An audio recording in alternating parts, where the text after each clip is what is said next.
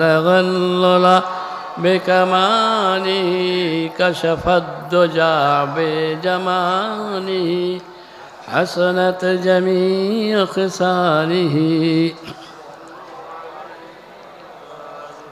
قال رسول الله صلى الله عليه وسلم الميت في القبر كالغريق في البحر أو كما قال النبي صلى الله عليه وسلم আমার দিনদার মুসলমান ভাইরা বাবাজিরা দুনিয়ায় মানুষ একটা নির্দিষ্ট সময়ের জন্য আসে এই সময়টা একমাত্র আল্লাহ পাকই জানেন কার কতটা হিসাব আছে কে 50 বছর বাঁচবে কে 70 বছর বাঁচবে কে 100 বছর বাঁচবে সবই আল্লাহ পাক জানেন এমনকি আজরাইল আলাইহিস সালামও জানেন না আর এই সময়টা হচ্ছে তার হিসাবের সময় আল্লাহ রাব্বুল ইজ্জতের কাছে যখন পৌঁছাবে তখন তাকে দেখিয়ে দিতে তাকে দেখাতে হবে আইয়াকুম আহসানু আমালা তোমাদের মধ্যে কে উত্তম আমল করেছে ভাই আমার আমলি জিন্দেগি মধ্যে শুধু নামাজ পড়া শুধু রোজা রাখা নয় আমলি জিন্দেগির ভিতরে শুধু দান খায়রাত নয় যে কোনো একটা ভালো কাজ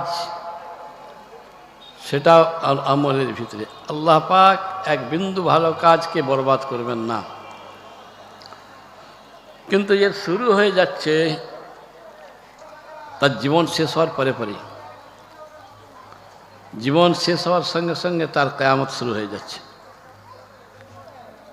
কিয়ামতের বিচার তো হবে কিন্তু তার আগে হচ্ছে রাসূল পাক সাল্লাল্লাহু আলাইহি ওয়াসাল্লাম ফজরের নামাজের পরেই ঘুরে বসতেন সাহাবাদেরকে জিজ্ঞেস করতেন কালকে কে কি খাব দেখেছো কি দেখেছো কি স্বপ্ন দেখেছো সাহাবারা বললে কি করতেন আল্লাহ রাসূল সাল্লাল্লাহু আলাইহি ওয়াসাল্লাম তার ব্যাখ্যা করতেন তার মানে করতেন যে একদিন রাসূল পাক সাল্লাল্লাহু আলাইহি সাল্লাম কি করলেন ওই রকম জিজ্ঞেস করার পর বললেন শোনো কাল আমার কাছে দুজন মানুষ এসেছিলেন তারা আমাকে নিয়ে হাঁটতে আরম্ভ করলেন যেতে যেতে আমি এক জায়গায় পৌঁছালাম যেখানে যে দেখি একটা লোক আড় হয়ে শুয়ে আছে আর একজন মানুষ তার গল থেকে একটা লোহার আঁকড়া দিয়ে গালটাকে চিরে টেনে বার করে দিচ্ছে একজন দিকে তার পিছন দিক পর্যন্ত টেনে নিয়ে যাচ্ছে দুফাল হয়ে যাচ্ছে আবার ঘুরে অন্যদিকে যখন যাচ্ছে তখন ওটা জোড়া লেগে যাচ্ছে আবার ওদিকটা এইভাবে কেটে ফাল করছে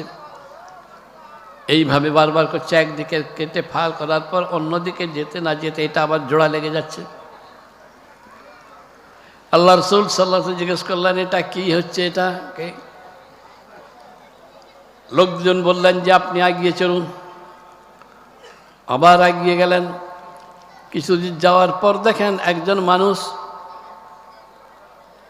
পানিতে লাল রক্তের বর্ণের পানি তাতে সাঁতার কেটে আসতেছে যখন সে ডাঙার দিকে পৌঁছে যাচ্ছে তখন একজন লোকের হাতে বড় পাথর আছে ওই পাথর লিখছে প্রচণ্ড জোরে মাথায় মারতেছে মাথাটা ভেঙে টুকরা টুকরা হয়ে যাচ্ছে ঠেলা হয়েছে চলে যাচ্ছে আবার মাঝখানে আবার মাথাটা জোড়া হয়ে যাচ্ছে সে আবার আসতেছে আবার তাকে মারছেন রাসূল পাক সাল্লাল্লাহু আলাইহি ওয়াসাল্লাম জিজ্ঞেস করলেন এটা কী হচ্ছে বললেন যে চলুন আগিয়ে চলুন রাসূল পাক সাল্লাল্লাহু আলাইহি ওয়াসাল্লাম বলেন আমি আরও এগিয়ে যেতে লাগলাম কিছু দূর যাওয়ার পর দেখি যে একজন মানুষ শুয়ে আছে আর একজন মানুষের কাছে ছোট ছোট পাথর অনেক জমা হয়ে আছে সে হাঁ করছে করার সঙ্গে সঙ্গে তার মুখেতে পাথরগুলো সে ঢুকিয়ে দিচ্ছে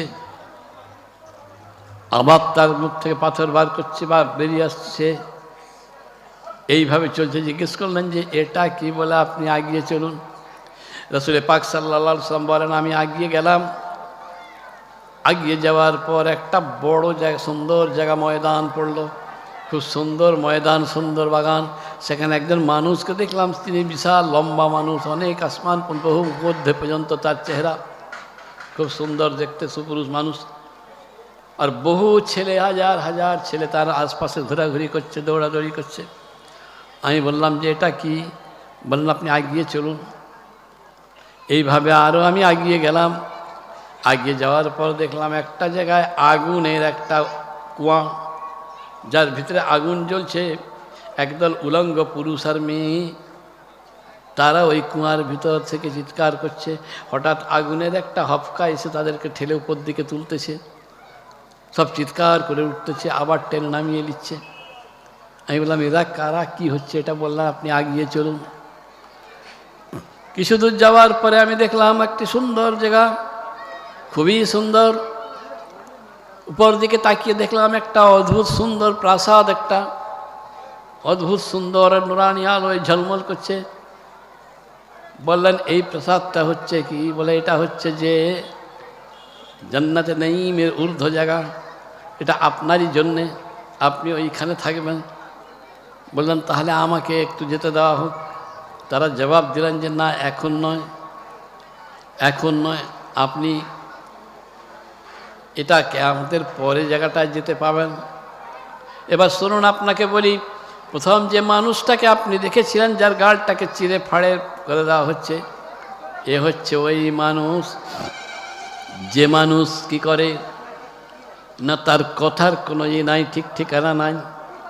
যে হে আল্লাহর বান্দা বান্দিরা, তুমি তো খুব সহজে কথা বলে দাও, একজনের নামে দোষ চাপিয়ে দাও, একজনকে উল্টাপাল্টা বলে দাও, যে অনেক কিছু বলে দাও। কোনো মানুষ সম্পর্কে তুমি কিছু মুখে বলে দিলে, কারো চরিত্রে ধাব্বা দিলে, কারো সম্পর্কে বাজে মন্তব্য করলে, তুমি কি জানো আল্লাহ পাক বলেছেন আমালুস সালেহ কালিমুত তাইয়্যিব, তুমি নেক আমল করলেই পার পাবে না, তোমার কথাটা যেন পবিত্র হয়।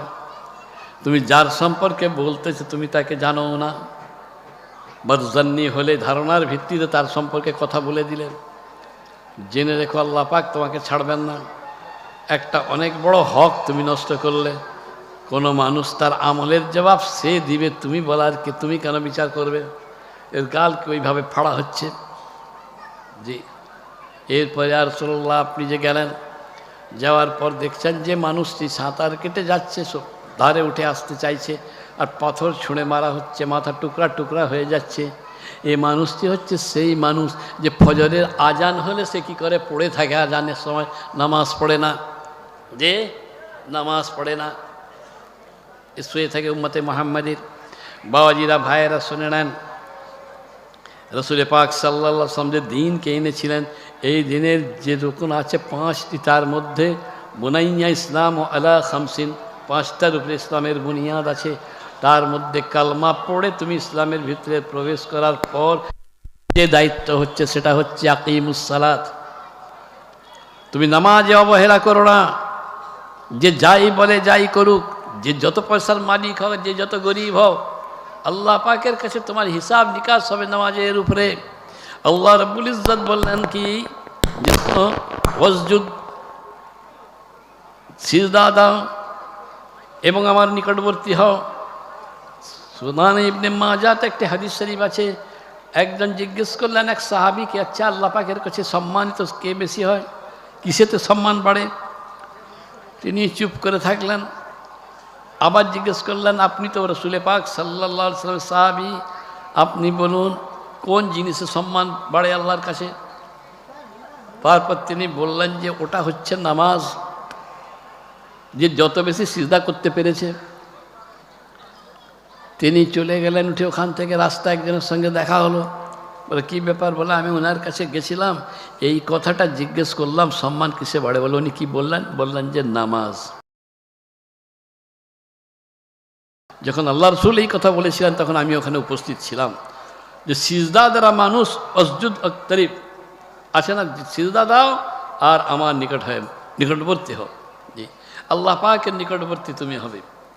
ইন্নাল্লাযীনা আমানু ওয়া আমিলুস সালিহাতি কানাত লাহুম জান্নাতুল ফিরদাউস নুজুলা খালিদিনা ফিহা।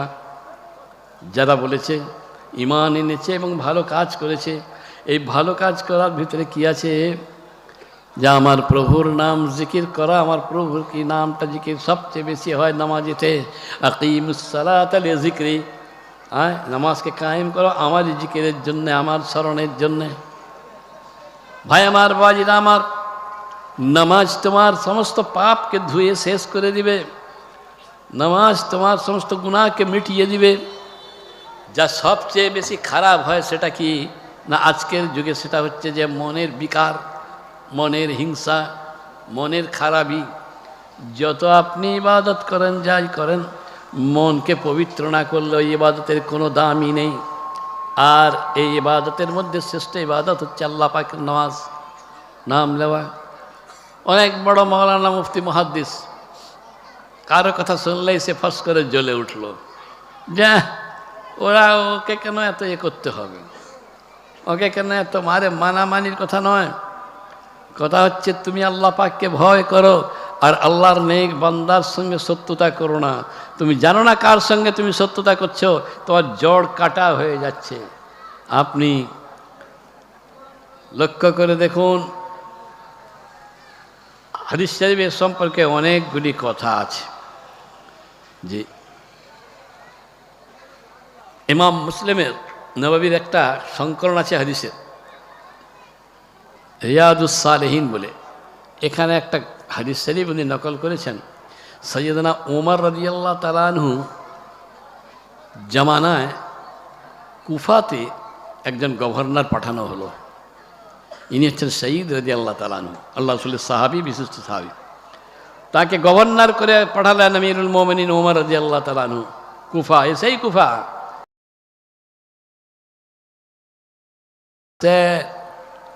কি করলেন, ওখানে হওয়ার পরে কিছুদিন পরে ওখানকার লোকেরা এসে বলল যে আমিরুল মুমিনিন একে সরান, এ গভর্নরটাকে সরিয়ে নেন। বলে কেন? বলা ইনি কী করেন, নামাজ ঠিক মতন নিয়ম মতন পড়ান না, যেরকম নিয়ম, আর আমাদের সঙ্গে জেহাদেও যোগ দেননি, জাকাতের মালও ইনি ঠিক করেন না। বলে সে কি, এ তো আল্লাহ রসুলের সাহাবী, এরকম করছেন। তাকে ডাকা হলো, বলে কি আপনার সম্পর্কে এরকম করে বলছে? উনি তখন বললেন, হে আমিরুল মুমিনিন, আমি তো রসুল পাক সাল্লাল্লাহু আলাইহি ওয়াসাল্লাম যেভাবে নামাজ পড়াতেন আমি তো ওইভাবেই পড়াই। এশার নামাজের প্রথম রেখাতে সূরা লম্বা করি, পরের রেখাতে ছোট করি। তো বলছেন আমরাও তো জানি যে আপনি সেই রকমই আছেন, তো এরকম কেন বলছে? ঠিক আছে, যখন অভিযোগ উঠেছে তখন তদন্ত করা হোক। যে হে মুসলমানেরা, তোমরা একটা কথা শুনে বা একটা জিনিসের উপরে ভিত্তি করে নিজের ধারণা অনুযায়ী কথা বলো না, এতে তোমরা বিপদে পড়বে। আল্লাহ পাক বলে দিয়েছেন, ইয়া আইয়ুহাল্লাযীনা আমানু ইজতানিবু কাসীরাম মিনাজ-জান্নি ইন্নাজ-জান্না বা'দা ইসমিন। যে হে ঈমানদারেরা, তোমরা ধারণা করে কথা বলো না। অনেক আপনি শুনলেন অমুক সাহেব এরকম করছে, রাজনীতি করছে, অমুক করছে, তুকু করছে, টাকা খেয়ে নিয়েছে। আপনি আদৌ জানেন কি জানেন না? যদি এই জান্নের উপরে নির্ভর করে আপনি যদি মনে যদি হিংসা পোষণ করেন, তো আপনার আমলকে আল্লাহ পাক বরবাদ করে ছেড়ে দিবেন, ধ্বংস করে দিবেন আল্লাহ আপনাকে। আর ওই ধ্বংস আপনি বুঝতেও পারবেন না, মৃত্যুর দিন শেষ বয়স পর্যন্ত আপনাকে ভুগতে হবে। খলিফা আমিরুল মুমিনিন লোকজনকে জমা করলেন, করে বললেন একটা তদন্ত দলকে পাঠানো হোক, কি ব্যাপার দেখতে কুফাতে। পাঠালেন, যখন পাঠান তখন সঈদ রাদিয়াল্লাহু তাআলা আনহুকে সঙ্গে পাঠালেন যে আপনিও যান। পৌঁছে গেলেন ওখানে। পৌঁছাবার পর কুফার প্রত্যেকটি মসজিদে যে জিজ্ঞেস করলেন যে এই গভর্নর সঈদ সম্পর্কে আপনারা কি বলেন। তো সবাই ভালোই বলল, যে আমরা তো কিছু খারাপ দেখছি না। ভাই এটাই হয়, একটা মসজিদে একজন ইমাম সাহেব জুমার দিন নামাজ পড়ে বাড়ি যায়, আবার রোববার দিন আসে, কোনো দিন দেরি হয়ে যায়। তো কথা উঠলো কেন চলে যাবে, যায় ঠেকছে, ছুটি একদিন নিয়ে যাবে, এই নামাজ ঠিক পড়ছে না। বেশ গোলমাল হলো, হতে এবার বিচার গ্রামের বৈঠক বসলো। বৈঠকে কে কে বলছে, তাই আমি বলছি, উনি যাই চলে যান, নামাজ ঠিক, আমাদের নামাজের অসুবিধা হয়। তো একজন বিচারক খুব বিচক্ষণ লোক ছিলেন, বলে শোনেন, আপনি কি কালকে যে উনি ছিলেননি, আপনি নামাজ পড়েছিলেন?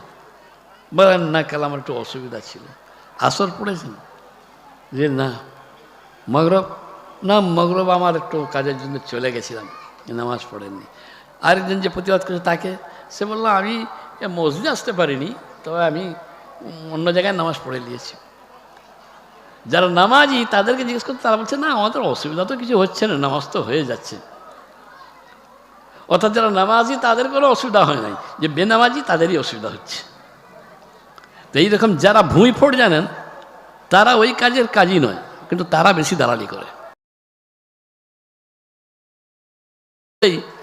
সবাই বললেন যে আমরা তো জানি, আমরা তো কিছু তার মধ্যে খারাপই দেখতে পাচ্ছি না।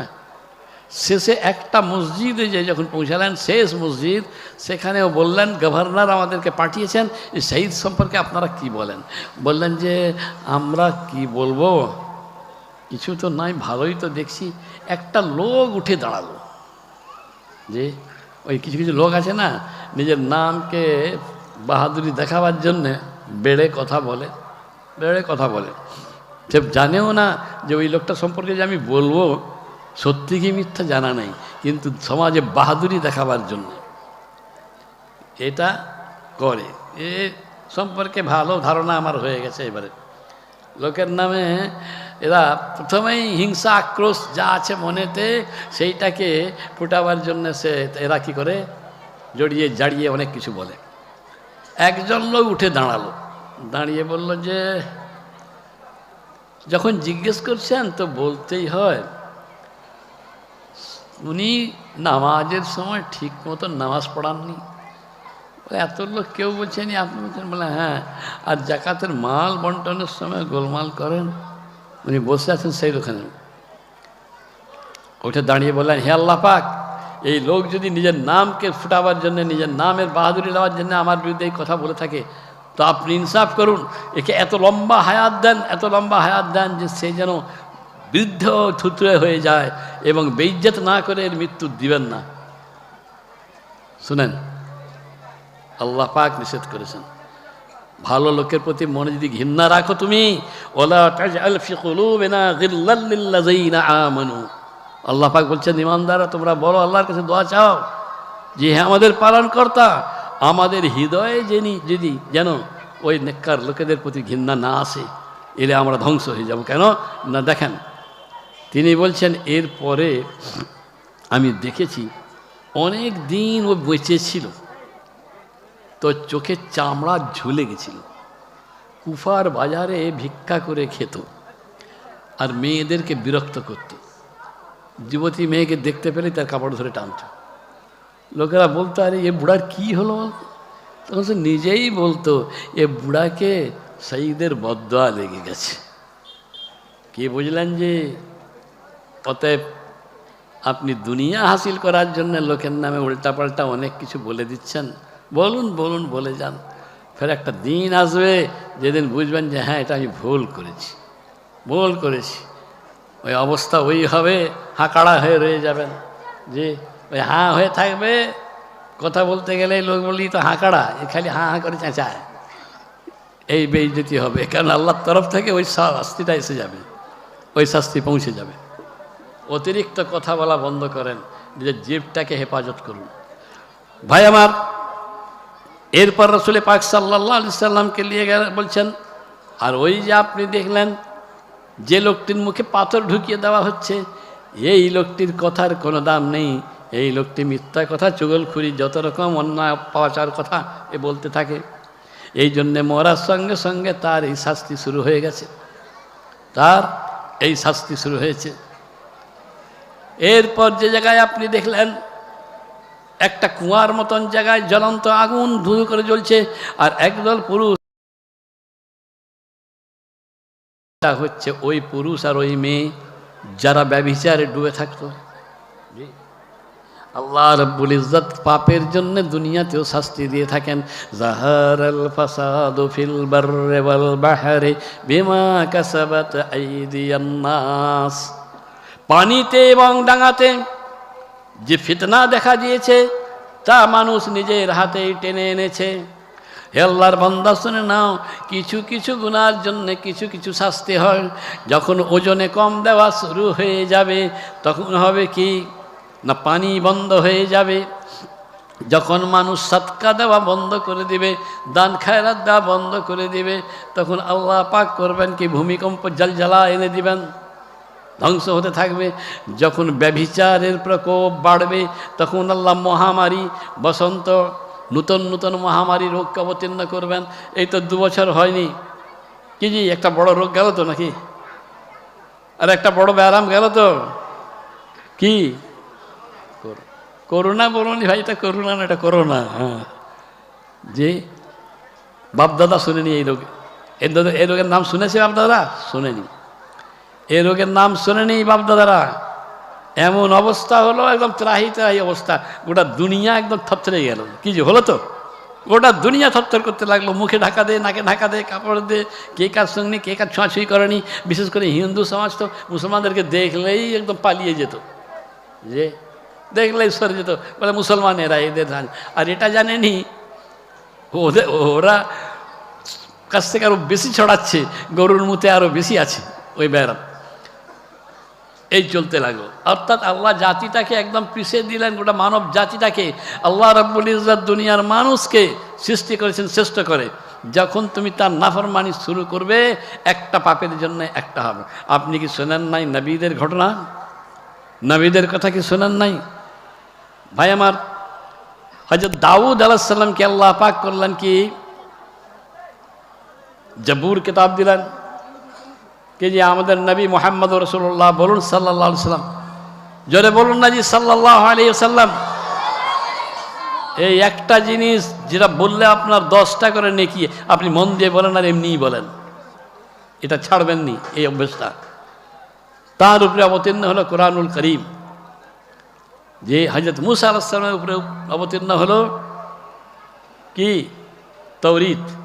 হযরত ঈসা আলাইহিস সালামের উপরে অবতীর্ণ হলো ইনজিল। আর দাউদ আলাইহিস সালামের উপরে আল্লাহ কিতাব পাঠালেন, তার নাম হচ্ছে জবুর। এত সুন্দর তার গলা ছিল, এত সুন্দর কণ্ঠ ছিল। আমি যখন গেছিলাম ইসরায়েলে, তো সেখানে বাইতুল মুকাদ্দাসের কাছে দেখলাম দাউদ আলাইহিস সালামের কবরের সামনে পর্দা দিয়ে ঘেরা, মেয়েরা প্রচুর ভিড় করছে ওখানে। নবী তার কবরের সামনে, বলে এরা আসে কি জানেন, কণ্ঠস্বর সুন্দর, আমাদেরও হয়ে যাবে, এই জন্যে ওখানে এসে ভিড় করতে লাগলো। তারপর দেখা যাবে হয়তো গাধার মতন গ্যাঁ গ্যাঁ করতেছে গলা। আল্লাহ পাককে বাদ দিয়ে অন্য কাউকে ধরে কোনো কাজ হয় না। তো দাউদ আলাইহিস সালাম যখন জবুর কিতাব পড়তেন, এত সুন্দর কণ্ঠ যে পানির মাছ উঠে চলে আসতো, যে পানির মাছ উঠে চলে আসতো, তো একদম নদীর ধারে, সমুদ্রের ধারে সব ভর্তি হয়ে যেত, সব শুনতো আল্লাহ পাকের কিতাব। বনি ইসরাইল কওম, সবার মূলে এই জাতি, গোড়া থেকেই এমন কোনো নবী নেই যার উপরে এরা অত্যাচার চালায় নাই। এমনকি শেষ নবী জনাবে মুহাম্মদ রাসূলুল্লাহ সাল্লাল্লাহু আলাইহি সাল্লামকে মদিনা মুনাওয়ারায় তার উপরে জুলুম চালিয়েছে। এমন একটি জাতি, এমন একটি জাতি। আল্লাহ পাক যত নিয়ামত এদেরকে দিয়েছেন, এরা তত নাফরমানি করেছে। তা আমাদের মতন মানুষও তো আজকাল নিয়ামত নিচ্ছে, আবার নাফরমানিও করছে। যে নেয়ামত দিচ্ছে আবার নাফরমানিও করছে। এটাই হয়, আপনি যার উপকার করবেন সে আপনার বিরোধিতা করবে, এটা জানা কথা। সে করবে, যখন কোনো মানুষকে দেখবেন যে আপনার সঙ্গে শত্রুতা করছে, আপনি খোঁজলে দেখুন আপনি তার কোনো উপকার করেছেন, তাই জন্য সে করতেছে। এটাই মানুষের চরিত্র। যাই হোক, এরা এমন কোনো নবী নেই যার উপর জুলুম করেনি। তো দাউদ আলাইহিস সালামের মাছ যখন শুনতে লাগলো, এরা বুদ্ধি খাটালো যে এই শনিবার দিনই আমাদেরকে মাছটা ধরতে হবে। প্রচুর মাছ আসছে, সমুদ্রের ধারে আসে আবার চলে যায়, মাছ ধরা শুরু করলো।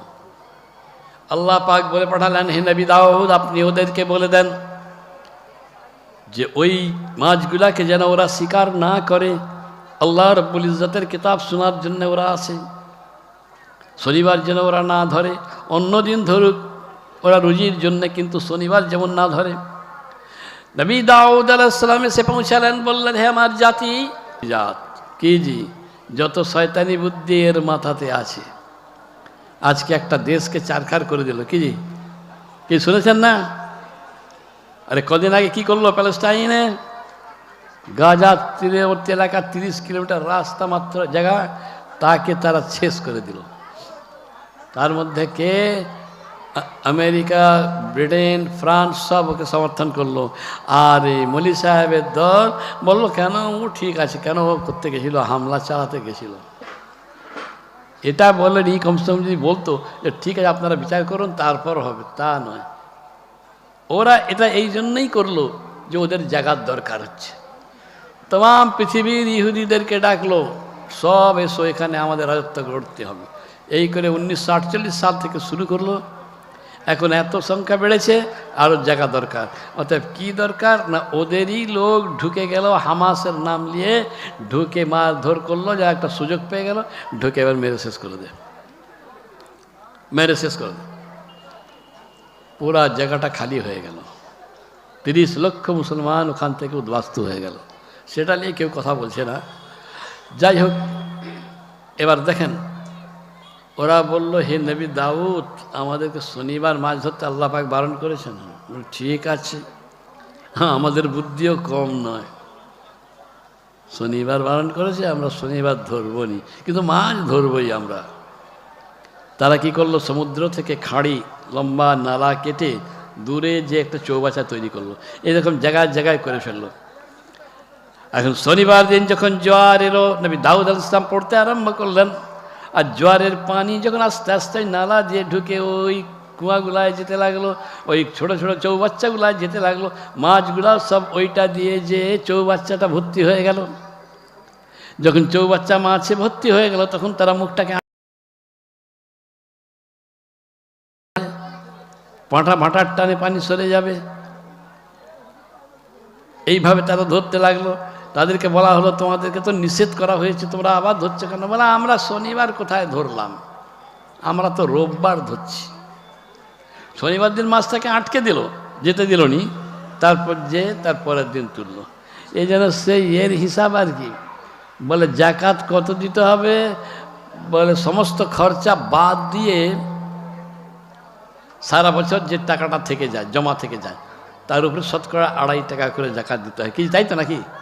যে বলা ঠিক আছে।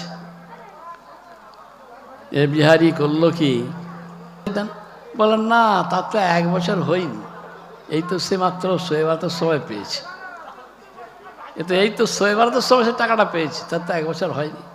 আর বিবিকে বলে রাখলো সামনের বছর তুই আবার আমার নামে করে দিবি ঠিক শোয়েবাতের সময়। এই ফাঁকিবাজি বদমাশি কি চলবে আল্লাহ পাকের কাছে? খুব আনন্দের সঙ্গে যায়, শনিবার দিন মাছ ধরতে যায়। কিন্তু ভালো মানুষও রয়েছে, এদের মধ্যে যারা ভালো মানুষ তারা বলল যে না, আমরা এ কাজ করতে পারবো না।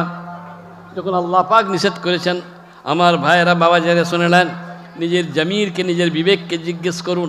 কোনো ভালো কাজ করতে পারেন না পারেন, কোনো অন্যায় কাজ করবেন না। একজন মানুষ যদি নামাজের একটু ভুল, নামাজ যদি ছেড়ে যায় আল্লাহ পাক তাকে মাফ করবেন, সেটা তার হক। আর কোনো মানুষ যদি পাপ কাজ করে তো এটা সে সৃষ্টিকে ধ্বংস করে, পাপের জন্য সৃষ্টি শাস্তি পায়।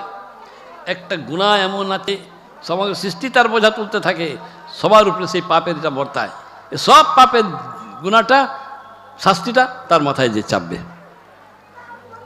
এই যখন চলতে লাগলো তখন তাদের মধ্যে দুদল ভাগ হয়ে গেল। একদল বলল আল্লাহ পাক যখন বারণ করেছেন তখন আমরা কি করব না, মাছ ধরবো না। আরেক দল বলল আমরা তো আল্লাহর কথা অনুযায়ী শনিবার দিন মাছ ধরিনি, রোববার দিন ধরছি। কিন্তু বাহানাবাজি তো করছে যে এমনি কোনো নেকির কাজ করতে গেলে, কোনো অন্যায় কাজ করতে গেলে বাহানাবাজি করবেন না যে না না এটা তো এই রকম, নিজেই ফতোয়া দিয়ে দিচ্ছে, নিজের মনেই নিজে ফতোয়া বার করে দিচ্ছে। যে এই বাহানাবাজি কথা হিলা করা এ একটা মারাত্মক অপরাধ, মারাত্মক একটা অপরাধ। দুদল হয়ে গেল। একদল বলল না, আমরা যখন আল্লাহ নিষেধ করেছেন আমরা যাব না, না তো না ব্যাস। আরেক দল বলছে না, আমরা তো আমাদের তো একটা রাস্তা লাইন তো এসে গেছে, ফাঁক তো পেয়ে গেছি, শনিবার না ওটা রোববার ধরছি। একটা দেওয়াল তুললো, দেওয়ালের একদিকে থাকে ওরা, একদিকে থাকে এরা। যারা মানে তারা একদিকে আছে, যারা মানে না তারা অন্যদিকে থাকে। যে তবে এদের মাঝখানে আরেকটাও আছে, সে হচ্ছে মামার দল। সে ওদের কাছে দেখবেন আপনাদের চলার জীবনে এরকম আছে লোক, যারা মানছে না তাদের কাছে যে বলছেন যে হ্যাঁ তোমরা যদিও খাচ্ছ ধরে তো তোমাদেরও তো একটা রাস্তা আছে, বলছো রোববার ধরছি, ঠিক আছে ঠিক আছে চলবে চলবে। আর যারা ধরেনি তাদেরকে বলছে হ্যাঁ তোমরা ভালো তাকওয়া করতেছো আর তোমরা ধরনি। সবচেয়ে হচ্ছে শয়তান এরাই, যত বদমাস এরাই, যে যখন যেমন তখন তেমন। কি জানেন তো, যখন যেমন তখন তেমন। এ দল মহরমের তাজিয়া নিয়ে যাচ্ছে, এক জায়গায় নামিয়েছে বুঝেছেন, খুব ভারী, তুলতে পারছেনি, সব তো মালটাল খেয়ে একদম বোধ হয়ে আছে, তলোয়ার লাঠি নিয়ে সব বলছে, ঠেলা ঠেলি করছে। বলে আরও লোক দরকার, 4 জন বামুন বেচারা যাচ্ছিল সকালবেলা বেড়াতে, বলে ধর ওদেরকে, বলে হাত লাগা, আমরা বলে কি বলে ওরা মিলেচ্ছ কি বলে, বলে কাফের বলে, তোলো কী করবে, বাড়ি তো মিলিটারি টেম্পার মেজাজ। যখন উঠে গেল তা এরা তখন বলছে ইয়া হোসেন ইয়া হোসেন, বলে আমরা কী বলবো, না বললে তো আর মারবে। হ্যাঁ, যখন যেমন তখন তেমন, যখন যেমন তখন তেমন বলতে লাগলো, বুঝলেন না। এই যখন যেমন তখন তেমনের দল সমাজকে একদম শেষ করে দিল। আর এদের কথাতেই মানুষ বেশি নাচতে থাকে, ভাবে যে এরাই ঠিক বলতেছে। যখন যেমন তখন তেমনের দল, এরা সমাজটাকে শেষ এরাই করলো। নিজেরা বুঝবে না আর বুঝতেও দিবে না, নিজেরা নিজের স্বার্থ ছাড়া এক পা ফেলবে না, আর অন্য লোক যদি একটুকু ভালো কি মন্দ যাচাই করতে বলে, বলে ওসব বাদ দে, ছাড় ছাড় ছাড়।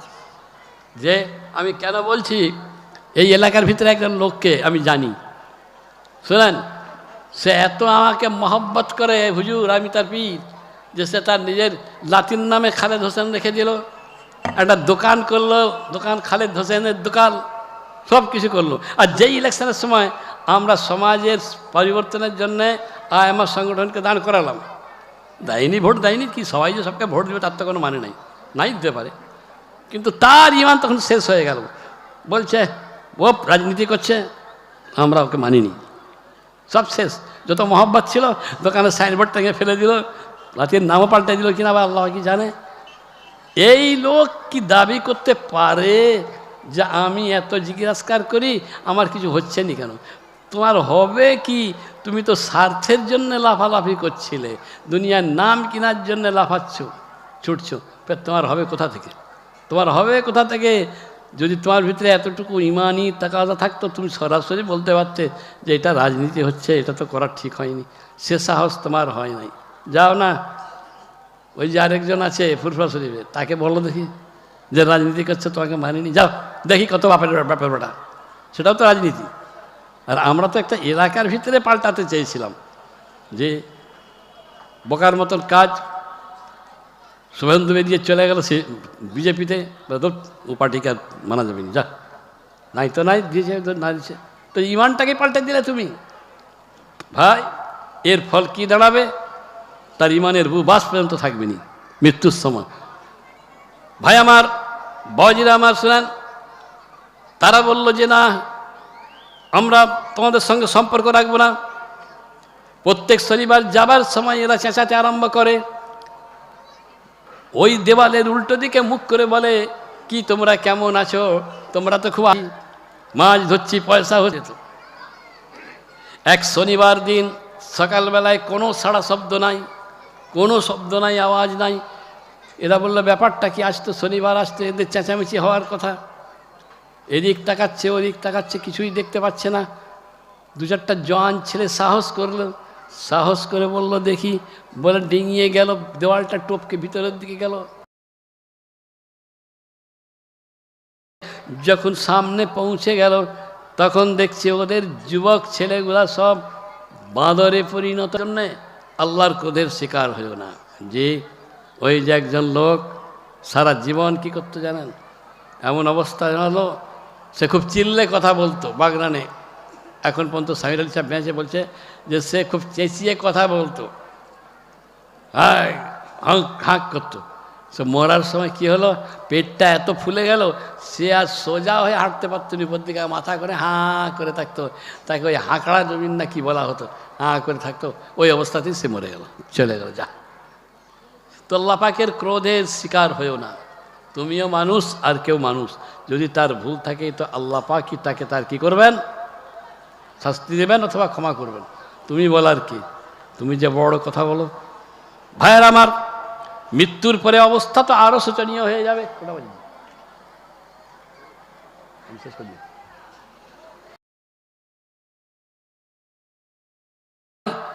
একটা জিনিস আপনাদেরকে সবক শিখিয়ে দিই। সওয়াব রিসানি মানে হচ্ছে কি না, আপনাকে আল্লাহ পাকের কাছে মৃতদের যা দুনিয়া থেকে চলে গেছে তাদের জন্য দোয়া খের করতে হবে। দোয়া খেরটা কীভাবে করবেন, অত্যন্ত উপকার আছে। এই সম্পর্কে বিভিন্ন বুজুর্গরা কিতাব লিখেছেন। আপনার জালালউদ্দিন সৈয়দী রহমতুল্লাহ আলাইহি নুরুস সুদূরে লিখেছেন, ইমাম ইবনে কাইয়িম তার কিতাব আর রুহে লিখেছেন। অতএব আপনারা এই আমলগুলা করুন। কিছু লোক আছে ওদের কথা বাদ দেন, ওদেরকে ছেড়ে দেন, ছাঁটাই করে দেন। এরা শুধু নূতন নূতন কথা আর ফতোয়া বলতে জানে, এছাড়া আর কিছুই জানে না। আমরা শুধু হাদিসই মানব। হ্যাঁ, হাদিসে এটা কোথায় আছে, হাদিসের হক কাকে বলেছে তাও জানেনি, সে হাদিস নিয়ে কথা বলে। হ্যাঁ, তাও তো জানেনি, সেটাও তো জানিনি। ভাই, সওয়াব রিসানিটা সুন্নাত তরিকা রসুল পাক সাল্লাল্লাহু আলাইহি জামানা থেকে হয়ে এসেছে। আল্লাহ রসুল নিজেও করেছেন যে এক সাহাবী মৃত্যুর পরে তার কবরে নামলেন, নেমে আল্লাহ রসুল কবরকে জড়িয়ে ধরলেন। রসুল পাক সাল্লাল্লাহু আলাইহি সাল্লাম সাদ ইবনে মুআয রাদিয়াল্লাহু তাআলা আনহু মৃত্যুর পরে তার জানাজা পড়তে এলেন, পায়ের উপরে ভর দিয়ে এলেন। সাহাবারা দেখলেন, আল্লাহ রসুলকে জিজ্ঞেস করলেন, আপনি এভাবে হাঁটছেন?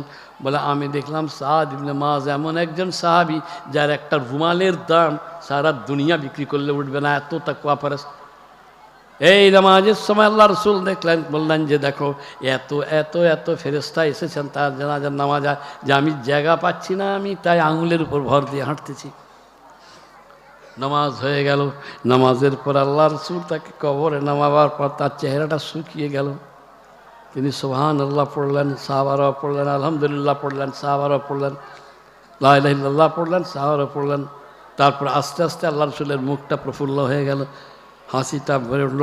ইয়া রাসূলুল্লাহ সাল্লাল্লাহু আলাইহি ওয়াসাল্লাম, আপনার কি হয়েছিল, আপনার মুখটুক সব শুকিয়ে গেছিল? বলে, আমি দেখছি সাদ ইবনে মুআযকে শোয়াবার পর মাটিটাকে দুদিক দিয়ে চেপে আসছে, কবর তার চিপা হয়ে আসতেছে। এই জন্যে আমি ঘাবড়ে যে আল্লাহ পাকের জিকির করলাম, করতে মাটি সরে গেল। আর মুহাদ্দিসিনে কেরামরা এ সম্পর্কে দুটা মত বলেছেন। একদল বলেছেন তিনি এত এত আল্লাহর কাছে সম্মানীয় আর এত ভালোবাসার পাত্র যে মাটি তার সঙ্গে কোলাকুলি করার জন্য ছোট হয়ে এসেছিল। আরেক দলের মত হচ্ছে যে না, তিনি পেশাব থেকে তার একটু ছিটা ফোটা লেগে যেত, যে কবরে আজাবের ভিতরে এই একটি আজাব, পেশাব থেকে ঠিক মতন পরিষ্কার হবেন, পেশাব থেকে ঠিক মতন পরিষ্কার হবেন, নাহলে কবরে আজাব অবশ্যম্ভাবী। কুলুক নিতে এই জন্যই বলা হয়, যদি পেশাবের ছিটে ফোটা লাগে তা আপনাকে আজাব খিঁচতে হবে, আজাব তুলতে হবে। এই জন্যে নিয়ম হচ্ছে পেশাবের পর কুলুক নেওয়া। নচেত আরেকটা কাজ আছে যে আপনি কি করবেন, অনেকে আছেন যে কোমর থেকে ধুয়ে দেন প্রত্যেক পেশাবের পর, তাকওয়া অনেক বেশি, তো সবার দ্বারা তো সম্ভব না, মানুষ বুড়ো হয়ে যায়। অন্তত কাপড় পাল্টে নেবেন, ওই কাপড়ে নামাজ পড়বেন না, পেশাবের কাপড় আলাদা রাখবেন। পেশাব করে সেই কাপড় পাল্টাবেন, পাল্টে ভালো করে পুছে টুছে তারপর নামাজে দাঁড়াবেন। এতে হবে কি, আল্লাহ রাব্বুল ইজ্জত আপনাকে কবর আজাব থেকে মুক্তি দিবেন। আর কবর আজাব থেকে মুক্তি কিসে হবে? সওয়াব রিসানির মজলিস বলে বলছি, যে মানুষ প্রত্যেক রাতেতে সূরা মুলক পড়ে, তাবারাকাল্লাযী বিয়াদিহিল মুলক, 29 পারা তো নাকি, এই সূরাটা যে প্রত্যেক দিন পড়বে, আল্লাহ পাকের কবরের আজাব থেকে সে মুক্তি পেয়ে যাবে। বাজি, আল্লাহ পাক তৌফিক দেন, নিজের জীব, নিজের চোখ আর নিজের অন্তরকে এক করে ফেলুন, নচেত নিষ্কৃতি পাবেন না। আসেন যে আমি একটু ছোট্ট করে দোয়া চেয়ে দিই। আল্লাহুম্মা আমিন।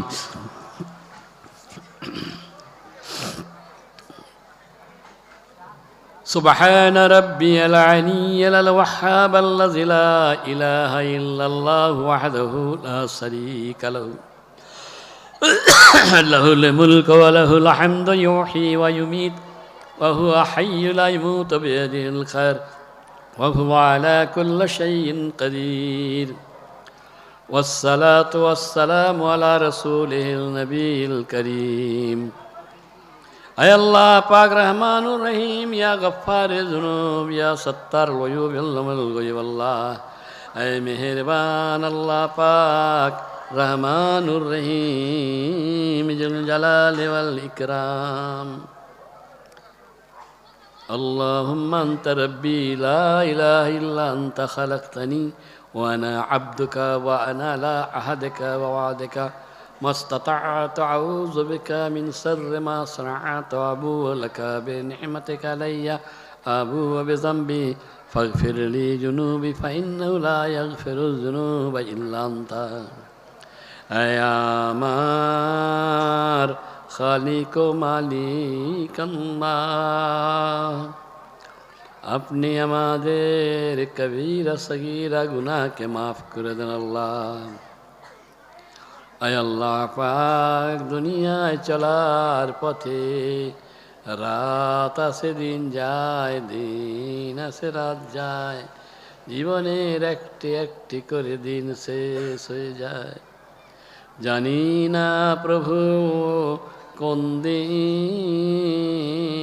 কবরের মাটির তলায় শুয়ে থাকব আমার খোঁজ নেবার কেউই থাকবে কিনা আপনি আমাদের দোয়া দরুদ তাসবিহ তাহলিল গুলিকে কবুল করুন আল্লাহ এর সওয়াব আকায়ে নামদার দো জাহানের বাদশাহ জনাবে মুহাম্মদুর রাসূলুল্লাহ সাল্লাল্লাহু আলাইহি ওয়াসাল্লামের কাছে পৌঁছায় দেন আল্লাহ তার উম্মতের তরফ থেকে আল্লাহ পাক তার নামায়ে আমালে গুলিকে পেশ করে দেন আল্লাহ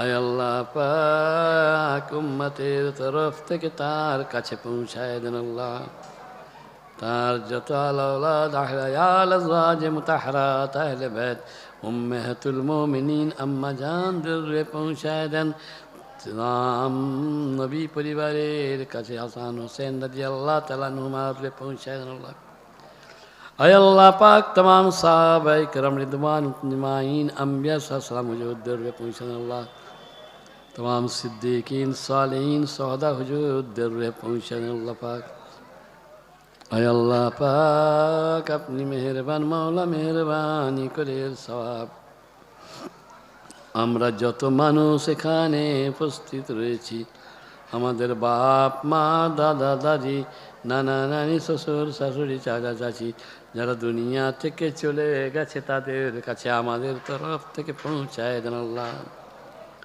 বিল খুসুস আল্লাহ খাস করে যার উদ্দেশ্য নিয়ে আজকে সওয়াব রসানি করা হয়েছে মাওলা যার উদ্দেশ্য করে এতগুলি লোককে তামতানা করার ব্যবস্থা করা হয়েছে খতমে কোরআন করা হয়েছে আল্লাহ পাক তার নামায় আমালে পৌঁছায় দেন আল্লাহ ওই স্বামী সৌভাগ্যবতী যে তার স্বামীর কোলে দুনিয়া থেকে বিদায় নেন আল্লাহ তার পরিবার পরিজনকে আপনি সবরে জামিল আতা করেছেন তার বিনিময়ে আপনি তাদেরকে মাওলা সাফাই দান করুন আল্লাহ আমাদের আল-আওলাদ আল-আওলাদকে আল-আওলাদের আল-আওলাদকে আল্লাহ পাক আপনি নেক করুন আল্লাহ পাক বাঁচার তৌফিক দেন আল্লাহ হেদায়েতের পথে রাখুন আল্লাহ উম্মতে মুসলিমার ভিতরে ইত্তেফাক পয়দা করে দেন আল্লাহ সুবহান রাব্বিকা রাব্বিল ইজ্জাতি আম্মা ইয়াসিফুন ওয়া সালামুন আলাল মুরসালিন والحمد لله رب العالمين وآخر دعوانا الحمد لله رب العالمين وآخر كلام لا إله إلا الله لا إله إلا الله لا إله إلا الله محمد رسول الله السلام عليكم ورحمة الله وبركاته. जी चलें